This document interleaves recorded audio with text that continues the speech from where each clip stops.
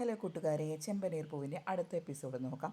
അങ്ങനെ നമ്മുടെ ശ്രുതിയെയും തമ്മിൽ പരസ്പരം വേർപിരിക്കാൻ വേണ്ടി പഠിച്ച പണി 18 നോക്കിക്കൊണ്ടിരിക്കുകയാണ് ചന്ദ്ര. അപ്പോൾ ചന്ദ്ര നമ്മുടെ ആൻറ്റിയുടെ വീട്ടിലോട്ട് വന്നിട്ടുണ്ട്.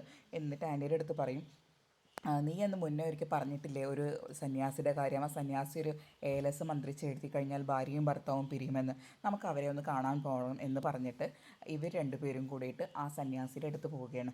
എന്നിട്ട് ചന്ദ്ര അപ്പോൾ സന്യാസിയുടെ അടുത്ത് പറയും, എൻ്റെ മരുമകൾ അവൾ വലിയ പണക്കാരിയാണെന്ന് പറഞ്ഞ് ഞങ്ങളെ പറ്റിച്ചു, ഇപ്പോൾ അവളെ സത്യം മുഴുവൻ പുറത്തു വന്നു, അപ്പോൾ അവളേനെ എങ്ങനെയെങ്കിലും എൻ്റെ മകൻ്റെ ജീവിതത്തിൽ നിന്ന് ഒഴിവാക്കണം. എൻ്റെ മകനാണെച്ചെങ്കിൽ ഒരു പാതി മനസ്സായിട്ടാണ് നിൽക്കുന്നത്, അപ്പോൾ അതിന് താങ്കളൊരു ഏലസ് എഴുതി തരണമെന്ന് പറയുമ്പോൾ സന്യാസി ശരി ഞാൻ ഏലസ് എഴുതി തരാമെന്ന് പറയും.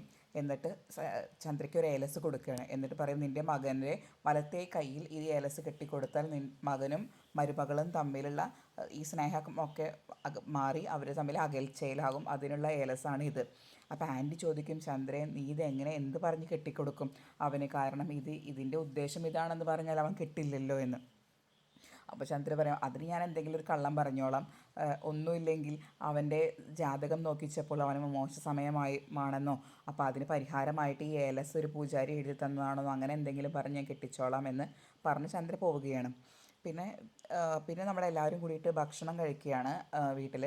അപ്പോൾ വർഷയ്ക്ക് കുറച്ച് നേരമായിട്ട് ഒരു അസ്വസ്ഥത തോന്നുന്നുണ്ട്, ഇങ്ങനെ ഗ്യാസ് തേട്ടി വരുന്നുണ്ട്, ഛർദ്ദിക്കാൻ വരുന്ന പോലെയൊക്കെ തോന്നുന്നുണ്ട്.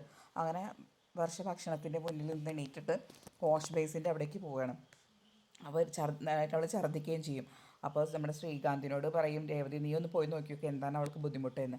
അപ്പോൾ ശ്രീകാന്തും പോയി നോക്കി പുറമൊക്കെ തടവി കൊടുക്കും. അപ്പോൾ എന്താ വർഷം നിനക്ക് എന്താ ബുദ്ധിമുട്ട് തോന്നുന്നതെന്ന് ചോദിക്കുകയാണ്. വർഷം എന്താണെന്നറിയില്ല, എനിക്ക് കുറച്ച് നേരമായിട്ട് ഛർദ്ദിക്കാൻ വരുന്നുണ്ട്, ഒരു ക്ഷീണവും തോന്നുന്നുണ്ട്. അപ്പോൾ നമ്മുടെ രേവതിക്ക് ഏകദേശം ഒരു ധാരണ തോന്നും. അപ്പോൾ രേവതി പറയും, നിങ്ങളൊരു കാര്യം ചെയ്യൂ, ഒരു ഡോക്ടറെ പോയി കൺസൾട്ട് ചെയ്യൂ, എന്താണെന്ന് അറിയാലോ എന്ന് പറയുകയാണ്. അപ്പോൾ മറ്റുള്ളവർ നിർബന്ധിക്കും, ശരി തന്നെയാണ് മക്കളെ, നിങ്ങൾ ആദ്യം പോയിട്ടൊരു ഡോക്ടറെ കൺസൾട്ട് ചെയ്യും, എന്താണെന്നപ്പോൾ അറിയാലോ എന്ന്. അങ്ങനെ അവരൊരു ഡോക്ടറെ കൺസൾട്ട് ചെയ്യാൻ വേണ്ടിയിട്ട് പോവുകയാണ്. ഇപ്പോൾ ഡോക്ടറെ കൺസൾട്ട് ചെയ്തപ്പോൾ ഡോക്ടർ പറയും, നമുക്ക് 1-2 ടെസ്റ്റുകൾ ചെയ്യണം, ആ ടെസ്റ്റുകൾ ചെയ്താൽ കൃത്യമായിട്ട് അറിയാൻ പറ്റുമെന്ന്. അങ്ങനെ ബ്ലഡും യൂറിനൊക്കെ കൊടുത്തിട്ട് വരാൻ പറയും. അങ്ങനെ അവരതൊക്കെ കൊടുത്ത് വന്ന് റിസൾട്ട് വന്നിട്ട് ഡോക്ടർ വിളിക്കുകയാണ്. അപ്പോൾ റിസൾട്ട് വന്നപ്പോൾ ഡോക്ടർ പറയുകയാണ്, വർഷേ ഒരു ഹാപ്പി ന്യൂസ് ഉണ്ട്, വേറൊന്നുമല്ല, വർഷ ഒരു അമ്മയാവാൻ പോവുകയാണ്, വർഷ പ്രഗ്നൻ്റ് ആണെന്ന്.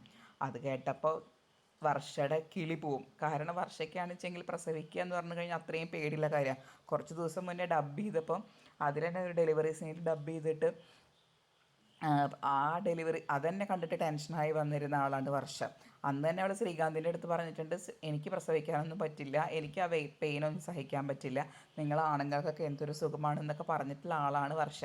പക്ഷേ ശ്രീകാന്ത് വിചാരിക്കുന്നത് എന്താണ്, ഇതൊക്കെ അവൾ പറയുന്നതായിരിക്കും, പ്രഗ്നൻ്റ് ആയിക്കഴിഞ്ഞാൽ അവൾക്ക് കുഴപ്പമൊന്നും ഉണ്ടാവില്ല എന്നാണ് അവർ വിചാരിക്കുന്നത്. അങ്ങനെ ഹോസ്പിറ്റലിൽ നിന്ന് ഇറങ്ങി അവർ വീട്ടിലോട്ട് വരികയാണ്. അങ്ങനെ വീട്ടിലോട്ട് വന്നു കഴിഞ്ഞിട്ട് അച്ഛൻ ചോദിക്കും, എന്തായി മക്കളെ, നിങ്ങൾ പോയ കാര്യം എന്തായി എന്ന് ചോദിക്കുകയാണ്. അപ്പോൾ ശ്രീകാന്ത് സന്തോഷത്തോടുകൂടി പറയും, അച്ഛാ ഒരു വിശേഷമുണ്ട്, വർഷ ഗർഭിണിയാണ്, അതാണ് അവൾ ഛർദ്ദിച്ചതൊക്കെ എന്ന്. അത് കേട്ടപ്പോൾ അച്ഛന് വളരെ സന്തോഷവും. അച്ഛൻ ഓടിച്ചെന്ന് കെട്ടിപ്പിടിക്കും. എന്നിട്ട് പറയും, രേവതി സച്ചി എന്നൊക്കെ വിളിച്ചു പറഞ്ഞ് അവരോടും വിശേഷം പറയുകയാണ്. അപ്പോൾ രേവതിയും സച്ചി വന്നിട്ട് ശ്രീകാന്തിനെയും വർഷനെയും കൺഗ്രാജുലേറ്റ് ചെയ്യും ഒക്കെ ചെയ്യാണ്. സച്ചിക്കാണെങ്കിൽ സന്തോഷം സഹിക്കാൻ പറ്റുന്നില്ല. സച്ചിയാണെങ്കിൽ ശ്രീകാന്തിനെ പൊക്കി വട്ടം കറക്കുകയാണ്. ഇതൊക്കെ കണ്ടിട്ട് നമ്മുടെ ശ്രുതി ആകെ വിഷമിച്ച് നിൽക്കുകയാണ്. വേറെ ഒന്നുമല്ല, അവൻ്റെ ഭാര്യ ഒന്നാമത് പിണങ്ങിപ്പോയി. പിന്നെ ആദ്യമുണ്ടാകുന്ന കുഞ്ഞിനാണ് മുത്തശ്ശി സ്വത്തൊക്കെ എഴുതി കൊടുക്കുക എന്ന് മുത്തശ്ശി ഒരു വാക്ക് പറഞ്ഞിട്ടുണ്ട്.